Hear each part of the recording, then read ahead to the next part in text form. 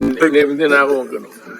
Ito for the information, si Colonel Grijaldo, you're a witness requested by Senator Bato. Sino pa ba? Mga PNP, Karamat, you're requested by Senator Bato. Pero, klaruhin ko lang kay Dr. Liabres and Mr. Kevin Bumagat, you're requested by Senator Bongo. Okay, so relax lang po kayo dyan. Sige, go ahead, Senator Bato. You have the floor. Yes, sir. Thank you. Thank you, Mr. Chair. Mr. Chair, just would like to ask the former President if kasama ba sa sinasabi niya na Davao Death Squad. Kasi alam ko, magaling ito si Mayor pa sa noon, magaling ito sa Saywar eh.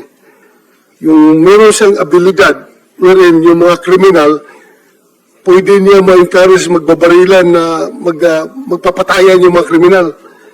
Kasama ba yung mga former, mga criminal mayor na, Mr. President, na may turing mo na yun na rin kinukonsider mong death squad as euphemism. Sinasabi mo lang, death squad yung mga criminal or killing each other. Magtanim ko lang ng intriga. Intriga, ginagawa mo, kaya sila nagbabarilan. Diyan ako mahusay. Magtanim na, kaya ako na presidente. Na-presidente ako sa intriga. Magtanim ka lang ng intriga dito, intriga doon. Alam mo, utusan mo lang ito, gawin mo to, tapos magputok yan. And that would start the war. Hindi naman kailangan na, ilang kayo na dumaan, Danao, Kuy, pati, Archie Gambo. May inutos ba ako sa inyo nung talian mo ang tao, patayin mo? Sabihin mo sa kanila ngayon.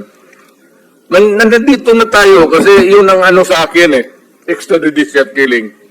Mag-inutos ba ako sa inyo ni minsan na patayin yung kriminal na nakatali dyan o nakaiga?